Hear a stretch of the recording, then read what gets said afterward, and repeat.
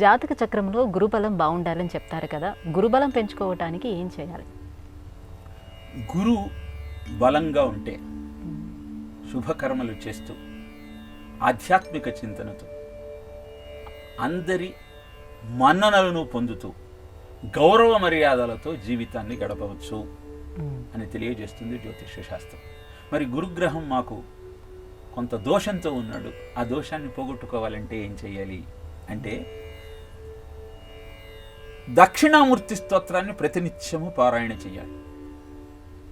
దక్షిణామూర్తి స్తోత్రాన్ని ప్రతిరోజు 1000 సార్లు పారాయణ చేసి ఎవరైతే 11 రోజులు దీక్షగా బ్రహ్మచర్యము, భూషయనము, ఏకభుక్తము వీటిని పాటిస్తారో వాళ్ళ దోషాలు పోవటమే కాకుండా వాళ్ళ కోరిన కోరికలన్నీ నెరవేరుతాయి.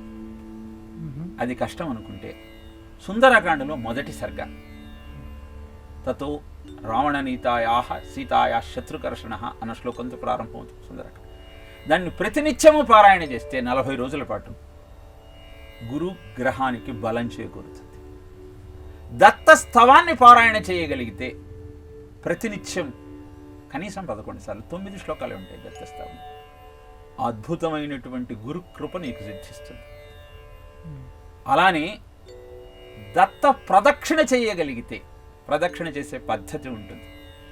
16 నామాలు 7 సార్లు 112 ప్రదక్షిణలు చేయగలిగితే గురుబలం సిద్ధిస్తుంది.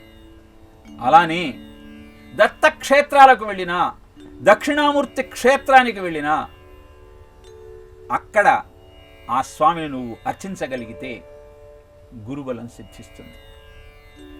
గురు దోషం పోవటం కోసం శనగలను దానం ఇవ్వగలిగితే కొంత ఉపశమనం కలుగుతుంది. ఇలాంటి ఆచారాలను పాటిస్తూ జీవితాన్ని గురు కృపతో అద్భుతంగా మలుచుకునే ప్రయత్నం చేద్దాం.